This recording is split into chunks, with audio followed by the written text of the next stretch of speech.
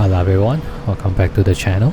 So for this video today, I want to talk a little bit more about climbing, which is a tough subject that I've not touched on extensively due to the lack of proper footage to showcase a little bit on this subject itself. And today I have an opportunity to discuss that subject on climbing, particularly because I also had a newcomer that joined our group, right?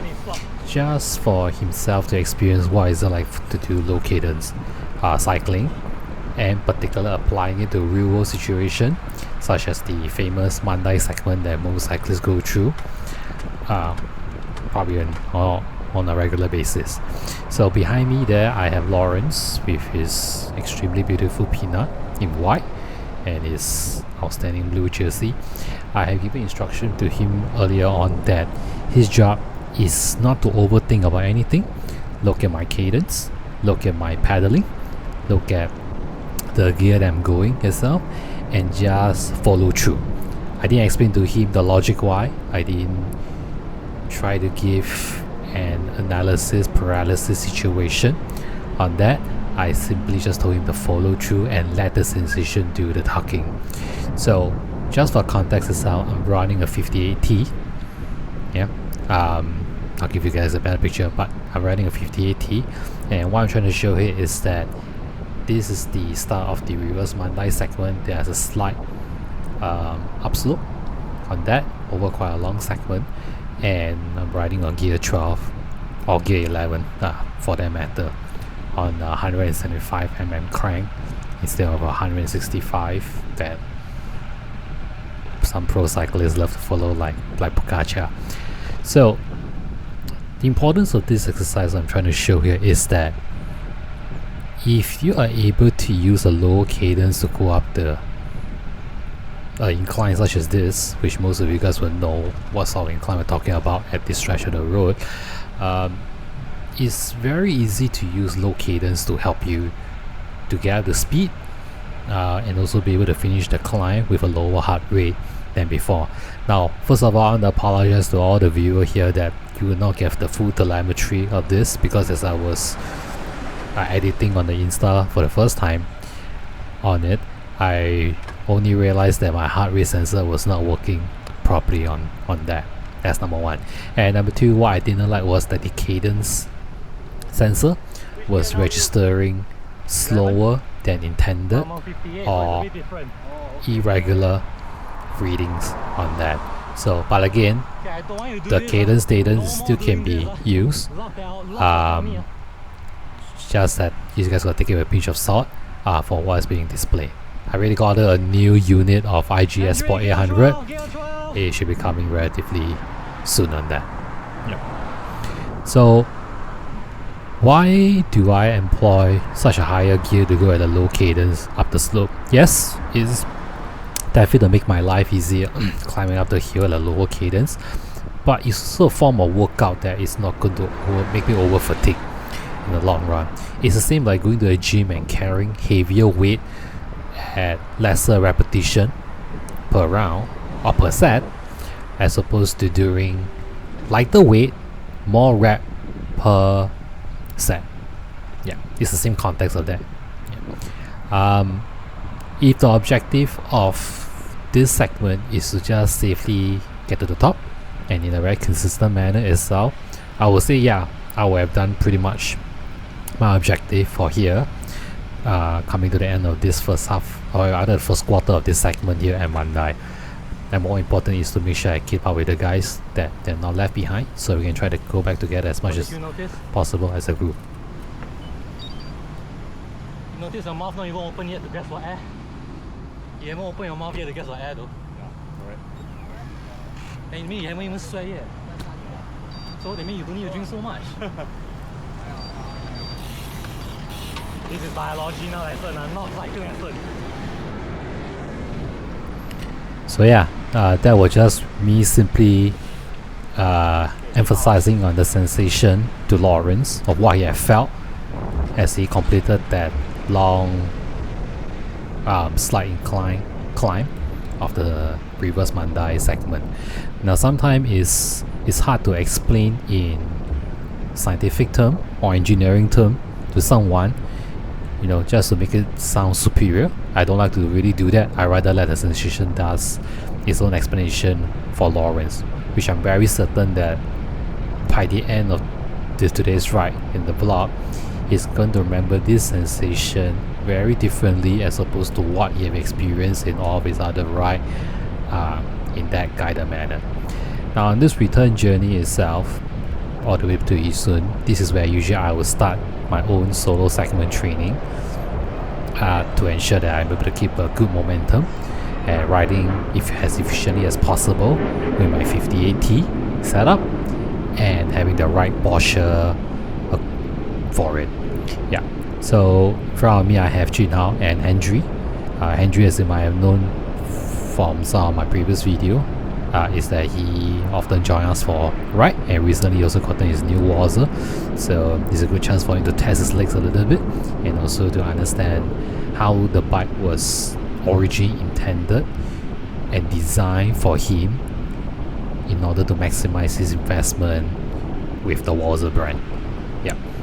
So for Lawrence itself, as you can see, even though on gear 12, gear 11, which is where I'm going, etc., you can see that he has some difficulty trying to catch up on that, simply because by virtue of the chainring. So he's on 52 and I'm on 58. So for the same pedal stroke itself being applied, I will naturally be able to have more distance traveled per stroke in comparison to him, and that's very simple. Yeah.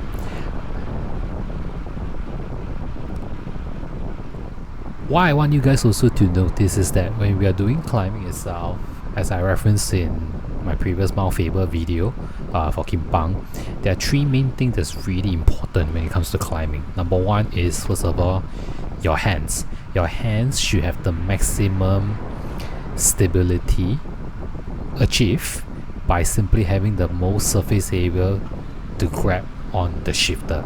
Notice I didn't say the handlebar, but I say either on the shifter, and also addition right now in the footage you can see on the hoods. And that's kind of important because that is a first stability point in order for you to generate torque to pedal through the pedal. Number two is the saddle, or rather your seated position.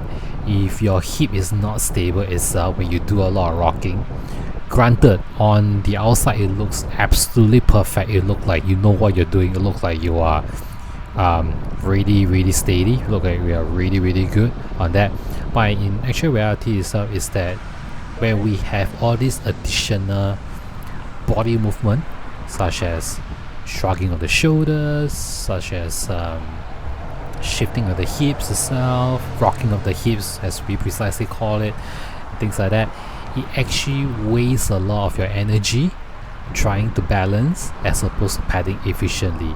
Hence, if you have a proper bike fit, whether it's a commercial bike fit or even like our biomechanics bike fit at CRZ, we are very particular in essence in terms of this stability, because once you achieve this stability, only then you now know that okay, I have more range I can now play with this fit.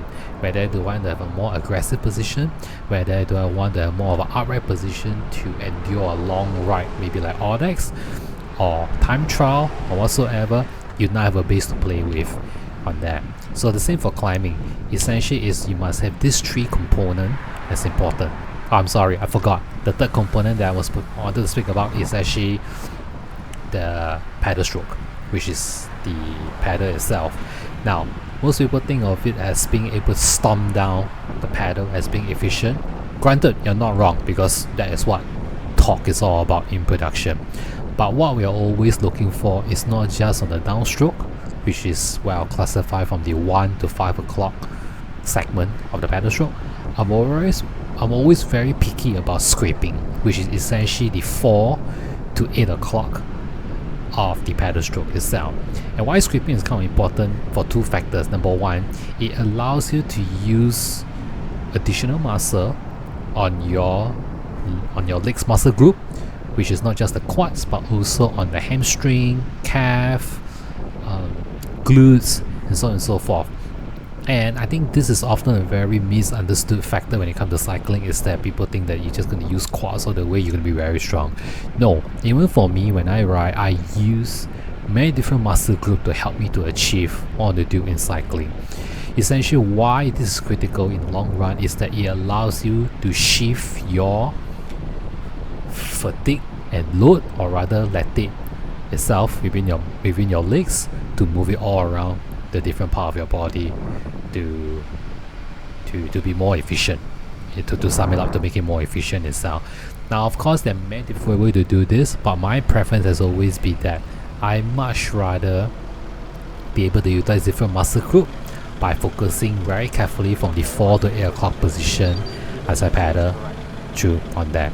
And secondly, the other thing that is kind of very crucial that a lot of people don't really notice, just a little tip for you guys, is that try to make sure that your sole, the foot, your basically your foot bed itself, right, is able to be pedaling on the max surface area of your shoe sole allowed.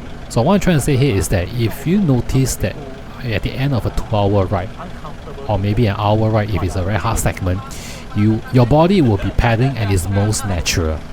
Yeah, but that also where it gives opportunity to see where are you kind of inefficient in that sense. So in the early days I had this issue whereby when I'm cycling, whereby my foot is not entirely on the footbed of the shoe itself, is more entirely only along the arc on that.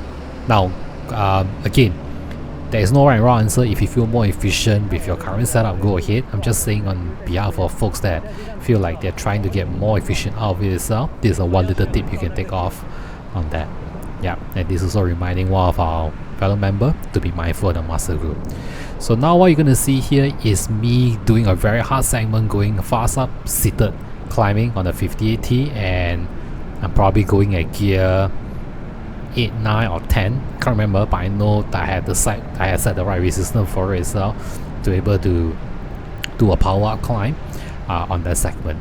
Now why is this kind of doable in terms of using low cadence and being able to do it seated itself? Now there are many ways to look at this itself, but let me just break it out for short. So if you like to do standing climbing itself, and again I agree it's great for short bursts or very punchy segment, it actually utilizes a lot of different muscle, more of your upper body in terms of how you generate torque, and also it helps relieve some of your seated muscle group like your glutes, your hamstring on that. But what's the downside is that you actually burn more energy and you raise your heart rate significantly. Now for seated climbing, I feel it's definitely more efficient over long efforts, way more efficient itself. It also conserves energy if you are grinding up a very long climb, say 1 to 2 kilometer type of climb. Yeah, it's also easier for you to control the traction if you are riding on a very uneven or loose surfaces. Yeah, because when you're seated, your center of gravity is lower, you have more grip and control. However, it definitely can strain your lower back and hit if your form breaks down. So why do I prefer seated most of the time and I'm still able to generate that kind of torque on that basis? Answer is very simple. Is that again, once the 3 points of stability is achieved, your hands, your butt on the saddle and the pedal, and coupled with the right chain ring to give you the appropriate resistance, you will find that your effort become really efficient and you're able to hold longer than most people to power up those climbs, assuming if you're trying to break a KOM or a PR segment where speed is of the primary concern. So I hope this answer to some of the viewers discussing about heart rate management, particularly in climbs and etc. So hope this was insightful. To sum it up, it really depends on your individual objective. It also depends on what you're trying to achieve with this particular segment, whether it's speed up, whether it's to survive that long climb or whatsoever. There are definitely different ways to do so. Fortunately for me, I found what was the most efficient right now in terms of my setup, based on the list of items you guys can see in the video description below. Yeah, and this is essentially my first official week in 58T back here in Singapore. Yeah, so the jump from 56 to 58T wasn't that much of a huge difference. Yeah, of course there will be some downside in terms of acceleration, but for me, I'm not so much into the acceleration on that basis because I can easily manage that by having a few quick fix turnaround on that. Yeah, so I hope you guys now understand pretty much from the footage. This is how usually I manage my Mandai segment individually or with a group itself. It's just really focusing on the little stuff like cadence, stability, breathing technique, heart rate management, and so on and so forth, to ensure that we are, I mean, at least for myself, I'm stable as I'm doing all that. Because once you have all this summarized up properly and you're within the right technique and form, in essence it should give you a higher durability, which I covered in my previous video covering for the Neo 2 segment itself. And durability simply means that I'm able to recover faster in each of this segment interval. So for example, I just did a very hard and fast segment at the earlier traffic light maybe a couple of minutes ago, as you can see on the footage, but as of right now I'm already recovered and ready to go again on this long downhill to get back up to speed. Yeah, and I think this is kind of important when you talk about durability. This is how you measure your durability fitness on that. And that's Henry with his new Walser. Definitely a great form of improvement, and you can see his feet is scraping correctly. And I think this is something that, you know, if you really put some time into this and practice scraping a low cadence itself, you will essentially be very efficient and good in the long run. So yeah, that pretty much summarizes about what I want to share in terms of this climbing segment and Mandai, or rather the reverse Mandai segment. So if you guys got any other question for me itself, happy to share more, or if there's any particular content you guys will be keen to explore around, yeah, I'll be happy to discuss that through an informative manner such as this, and hopefully it will give you guys some insight that is not really available through other platforms. Yeah, do keep a lookout for an upcoming video. Next we'll be doing a new route which is called the triple thread. Basically it's going up Vigilante, Torreblanca Hill, Mount Faber from Ciclo Cafe entrance, and also from Lower Delta Road in as part of our upcoming route for the group. Yeah, I'll be doing some footage coverage on that and applying some of the principles that I share in this video onto the next. So thank you so much if you are still at this stage of the video. Look forward to hearing from you guys. Thank you and have a nice day.